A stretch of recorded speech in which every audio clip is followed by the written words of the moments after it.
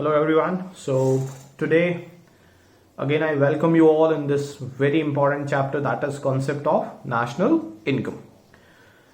Students, मैं अपने बिल्कुल एक्सपीरियंस से बता रहा हूँ कि ये सबसे इजी चैप्टर है मैक्रो इकोनॉमिक्स के अंदर, बट अगर आप इसके कॉन्सेप्ट्स आपको क्लियर नहीं है, बहुत छोटी छोटी चीजें हैं इस चैप्टर में, अगर वो आपको क्लियर नहीं है तो this is gonna be one of the most complicated chapter in this whole book. तो आपको इसके कॉन्सेप्ट को बहुत अच्छे से समझ लेना है. उसके बाद इसका वेटेज भी सबसे ज्यादा रहता है एंड बहुत इंपॉर्टेंट चैप्टर है. इनफैक्ट मैक्रो इकोनॉमिक्स का एक बहुत इंपॉर्टेंट पिलर मैं इस चैप्टर को मानूंगा. तो हम इसे स्टेप बाय स्टेप डिस्कस करेंगे. If you having, again I would repeat that if you having certain queries and questions, either you can drop me a message or also can mail me. So before we proceed, मैं आपको एक चीज बता दूं कि हम इस chapter में एग्जैक्टली क्या क्या डिस्कस करने वाले हैं. हम नेशनल इनकम की मीनिंग की बात करेंगे, फीचर्स की बात करेंगे, इसकी बहुत इंपॉर्टेंट टर्म्स जो आप फोर्थ हेडिंग देख रहे हैं उसकी सब हेडिंग्स है. इन सब हेडिंग्स को हमें स्टेप बाय स्टेप डिस्कस करना है. इसमें से हम जो सेवंथ हेडिंग आ रही है, फोर्थ की जो सेवंथ हेडिंग है, डेप्रिसिएशन, उसे ऑलरेडी डिस्कस कर चुके हैं मेरे प्रीवियस लेक्चर्स में. एंड जो लास्ट हेडिंग आएगी वो नेशनल इनकम एग्रीगेट्स और उसके डिफरेंट कॉन्सेप्ट्स को हम डिस्कस करेंगे. तो अब हम एक बार स्टेप बाय स्टेप आगे की तरफ प्रोसीड करते हैं. सो जब हम बात करते हैं नेशनल इनकम की, तो मैं आपको पहले थोड़ा सा एक बार डेफिनेशन बता दूं. It is the final monetary value of all goods and services which are produced in an accounting year within the geographical boundary of a country.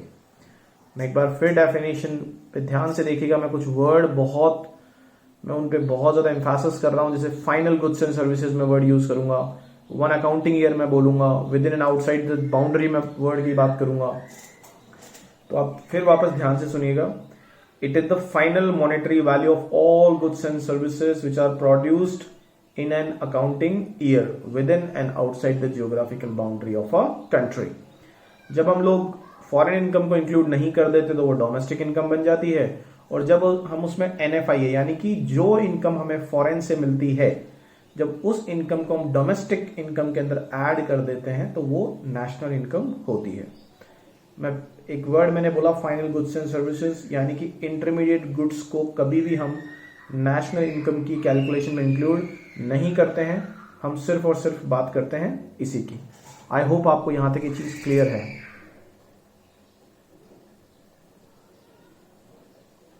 अब हम आगे की तरफ मूव कर रहे हैं. आप ध्यान से देखिए फीचर्स ऑफ नेशनल इनकम. जो पहला चीज मैंने आपको बताया, it is recorded for one accounting year, that means 31st of March. आपको पता है लास्ट डे रहता है एक अकाउंटिंग ईयर का, एंड वो स्टार्ट होता है 1st ऑफ अप्रैल को. That means 1st of April to 31st of March के बीच में जब हम इसको बेसिकली कैलकुलेट किया जाता है for a one accounting year. दूसरा एक इंपॉर्टेंट चीज है कि नेशनल इनकम फ्लो कॉन्सेप्ट है या स्टॉक कॉन्सेप्ट है. मैं आपको यहां बता दूं कि नेशनल इनकम एक फ्लो कॉन्सेप्ट है. रीजन, क्योंकि एक इकोनॉमी सिर्फ एक दिन पैसा नहीं जनरेट करती है, वो एक दिन प्रोडक्शन नहीं करती है.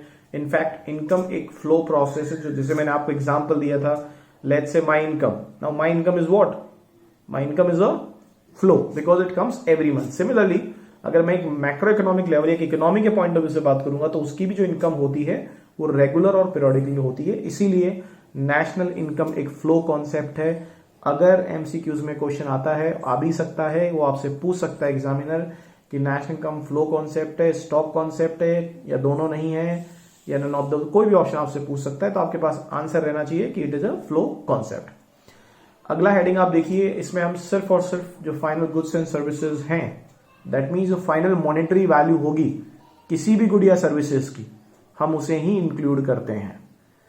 अगला पॉइंट देखिए, national income is always expressed in terms of monetary value of goods and services. आप नेशनल इनकम को हमेशा और हमेशा सिर्फ और सिर्फ मॉनेटरी टर्म्स में ही एक्सप्लेन करते हैं. आप ये नहीं कह सकते कि एक इकोनॉमी ने 1 लाख यूनिट प्रोड्यूस किया तो वो उसकी मॉनेटरी इनकम हो गई. नहीं, उसने उन 1 लाख यूनिट को सेल किया और उससे जो इनकम हुई वो मॉनेटरी टर्म्स में डिफाइन होती है. उससे हम नेशनल इनकम, उसी को एग्जैक्टली हम नेशनल इनकम मान के चलते हैं. और जो इंडियन गवर्नमेंट का जो सेंट्रल स्टैटिस्टिकल ऑर्गेनाइजेशन है, वो नेशनल इनकम से रिलेटेड डेटा को कलेक्ट करता है. आई होप आपको यहां पर ये पॉइंट बिल्कुल क्लियर है, इसमें आपको कोई इश्यू नहीं है. अब जो एक अनदर जो बहुत इंपॉर्टेंट चीज है इस चैप्टर के अंदर, that is the important terms related to national income. और उसमें जो पहला एग्जामिनर आपसे क्वेश्चन पूछ सकता है 3 मार्क्स में कि how can you differentiate the economic, that means domestic and political territory. यहां हम डोमेस्टिक की बात कर रहे हैं, ये ध्यान रखिएगा। एक छोटा सा चीज मैं आपको बता दूं, economic territory is always bigger than political territory. Political territory का मतलब है कि एक वो एरिया जिसमें हम बात करते हैं कि 10 नॉटिकल्स का जो माइल्स तक का जो वाटर एरिया है ओशन के अंदर, वो भी एक पॉलिटिकल टेरिटरी माना जाता है। आप इसे ऐसे समझ सकते हैं कि इंडियन गवर्नमेंट अगर कोई रूलिंग निकालती है तो वो रूलिंग इंडिया की पॉलिटिकल टेरिटरी यानी इंडिया में एप्लीकेबल, आप उसे श्रीलंका या आपकी नेबर कंट्री चाइना में नहीं मान सकते। क्यों? क्योंकि वो आपकी पॉलिटिकल टेरिटरी है। बट जब हम बात करते हैं इकोनॉमिक टेरिटरी की, तो वो it is a geographical territory administered by A government with in which person, goods and capital circulates freely. That means कि अगर एक शिप इंडिया का यहां से श्रीलंका जा रहा है या वो चाइना तक जा रहा है, तो वो 2 रेजिडेंट्स यानी कि वो इंस्टीट्यूशन के बीच में या 2 रेजिडेंट्स के बीच में वो ऑपरेट हो रहा है, वो इकोनॉमिक टेरिटरी माना जाएगा। क्यों? क्योंकि वो हम ऑपरेट कर रहे हैं, हमारा इकोनॉमिक इंटरेस्ट एक तरीके से उस चीज में है। जितने भी फिशिंग वेसल्स या oil and natural gas rings होते हैं जो ऑपरेट करती है एक resident in the international water और अदर एरियाज, मैं आपको इसमें टाटा का एग्जांपल दे देता हूं या एलएनटी का एग्जांपल दे देता हूं। इनके बड़े बड़े टर्बाइंस है मलेशिया के अंदर, तो वो एक तरह से इकोनॉमिक टेरिटरी मानी जाएगी इंडिया की। मतलब वहां से हम लोग ऑपरेट कर रहे हैं चीजों को, तो वो हमारी टेरिटरी मानी जाएगी, इकोनॉमिक टेरिटरी। एम्बेसीज होती हैं, जो कॉन्सुलेट्स होते हैं, जो मिलिट्री स्टैब्लिशमेंट्स होते हैं अदर कंट्रीज के अंदर, लेट्स से कि Indian embassy United State of America में है, तो वो भी इंडिया की इकोनॉमिक टेरिटरी माना जाएगा। मैं ये नहीं कह रहा हूं कि यूएसए इंडिया की इकोनॉमिक टेरिटरी माना जाएगा, वो जो इंडियन एम्बेसी है यूनाइटेड स्टेट ऑफ अमेरिका के अंदर, that is being treated as economic territory of India, क्योंकि वहां से हम किसी न किसी तरह की कोई भी इकोनॉमिक जो ट्रांजेक्शन है या कोई भी चीज ऑपरेट कर सकते हैं। तो आई होप आपको ये टर्म समझ में आ गया है कि इकोनॉमिक टेरिटरी पॉलिटिकल टेरिटरी से बड़ी है। मैंने आपको एक एग्जांपल भी दे दिया है। और इकोनॉमिक टेरिटरी में हम 2 कंट्रीज के बीच में जो इकोनॉमिक ट्रांजेक्शंस होते हैं, ऑपरेशंस जो ऑपरेट होते हैं, शिप एंड एयरक्राफ्ट 2 कंट्रीज के बीच में ऑपरेट होते हैं, वो सब कुछ इकोनॉमिक टेरिटरी में कंसीडर किया जाता है। आई होप आपको ये कॉन्सेप्ट थोड़ा बहुत क्लियर होगा। आप एक बार वापस जब मेरा यही वीडियो सुनेंगे, एक बार वापस आप सुनिएगा, तो आई होप आपको फिर थोड़ा ज्यादा बेटर क्लैरिफिकेशन उस चीज के लिए हो जाएगा। अब एक जो नेक्स्ट इंपॉर्टेंट हेडिंग है कि सिटीजन एंड रेजिडेंट या normal resident of a country किसे माना जाएगा। देखिए, सिटीजनशिप तो एक बहुत सिंपल सा फंडा है कि मैं इंडिया में रहता हूं तो मैं इंडिया का सिटीजन हूं। और हो सकता है कि अगर मैं कनाडा में जाके रह रहा हूं, जैसे कि अक्षय कुमार है, वो कनाडा के, उनके पास कैनेडियन सिटीजनशिप है, इंडियन सिटीजनशिप आज भी नहीं है। तो वो आपके डिपेंड करता है कि वो एक लीगल कॉन्सेप्ट है बेसिकली, कि आप जहां पैदा हुए, जहां आपका बर्थ हुआ, और फिर आपको उस कंट्री का, जैसे आपका बर्थ हुआ है वहां पर तो आपको ऑटोमेटिकली आपको सिटीजनशिप मिल गई है। बट आप किसी और कंट्री में जाके रह रहे हैं तो वहां पे आपको सिटीजनशिप लेना पड़ता है। बट हमारा जो कॉन्सेप्ट हमें अंडरस्टैंड करना है वो रेजिडेंट का करना है।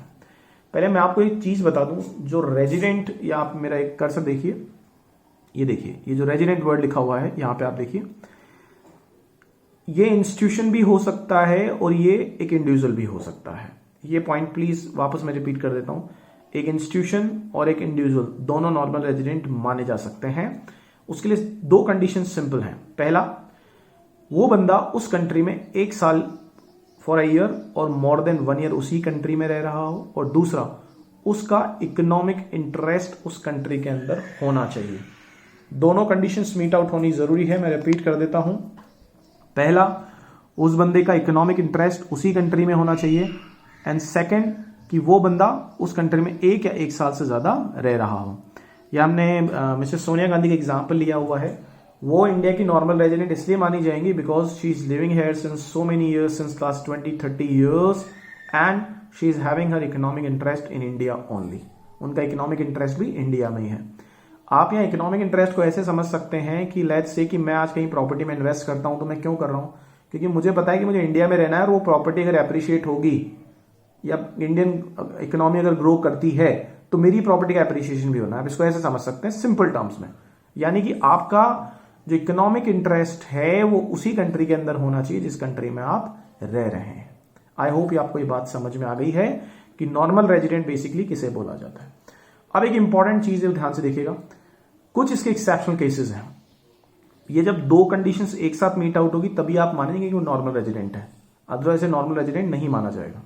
अब देखिए, कुछ फॉरेन विजिटर्स आप यहां पे देख सकते हैं, ये कुछ फॉरेन विजिटर्स हैं, वो अगर हमारी कंट्री को 1 साल से ज्यादा भी अगर यहां रह रहे हैं, किसी पर्पज से, मेडिकल पर्पज से मान लीजिए, ट्रैवलिंग पर्पज से मान लीजिए, एजुकेशन पर्पज से मान लीजिए, किसी पर्पज से वो इंडिया में रह रहे हैं, चाहे 1 साल से ज्यादा रह रहे हो, बट वो इंडिया के नॉर्मल रेजिडेंट इसलिए नहीं माने जाएंगे क्योंकि ट्रैवलिंग खत्म होते वो अपनी कंट्री में चले जाएंगे। अगर वो ट्रैवलिंग के लिए आ रहे हैं तो यहाँ इन्वेस्टमेंट नहीं करने वाले हैं। Getting my point. जो बॉर्डर वर्कर्स हैं जो डेली बॉर्डर क्रॉस करते हैं, आप कहेंगे सर बॉर्डर कौन क्रॉस कर सकता है। मैं आपको इन्फॉर्म कर दूं, जैसे इंडिया में वेस्ट बंगाल और बांग्लादेश जो है बॉर्डर शेयर करते हैं, वहां पे आज भी डेली बेसिस पे कई वर्कर्स बॉर्डर क्रॉस करते हैं, आई मीन फार्म्स में काम करते हैं। इंडियन जो बंगालीज हैं वो बांग्लादेश तक जाते हैं और बांग्लादेशी इधर आते हैं, और इनफैक्ट वो होता है, वो टेक्निकली या लीगली तो वो ठीक नहीं है बट ऐसा होता है। वहां पर जो वो ट्रांजेक्शंस हो रहे हैं उसे हम इस चीज में कंसीडर नहीं करेंगे, यानी कि वो नॉर्मल रेजिडेंट नहीं माने जाएंगे। जितने भी ऑफिशियल डिप्लोमेट्स हैं या आर्म्ड फोर्सेस, जो फॉर एग्जांपल अमेरिकन आर्मी यहाँ पे 2 साल प्रैक्टिस के लिए आ रही है, तो वो इंडियन रेजिडेंट्स नहीं माने जाएंगे। जितने भी एम्प्लॉयज हैं, जो जैसे IMF का कोई एम्प्लॉय पिछले 5 साल से इंडिया में काम कर रहा है, या वर्ल्ड बैंक का जो United State of America world bank की जो ब्रांच है वहां पे कोई इंडियन काम कर रहा है, तो वो इंडिया का रेजिडेंट माना जाएगा, वो यूनाइटेड स्टेट ऑफ अमेरिका के रेजिडेंट कंसीडर नहीं किए जाएंगे। लास्ट पॉइंट, जो मेडिकल पेशेंट्स या स्टूडेंट्स आते हैं 4-4, 5-5 साल इंडिया में रहते हैं, जैसे स्टूडेंट्स जो MBBS या किसी और डिग्री के लिए आ रहे हैं, बट वो इंडिया के नॉर्मल रेजिडेंट नहीं माने जाएंगे। रीजन बीइंग वो इंडिया में 1 साल से ज्यादा रह रहे हैं, बट जो दूसरा पॉइंट है सेंटर ऑफ इंटरेस्ट जहां मेरा कर्सर जा रहा है वो उनमें नहीं है, दैट मीन्स वो इन्वेस्टमेंट नहीं करने वाले। आई होप आपको आज जो हमने कॉन्सेप्ट डिस्कस किए हैं, मैं एक बार रिकॉल कर देता हूं। हमने जो definition of national income define किया, उसके बाद हमने उसके फीचर्स का बात किया है।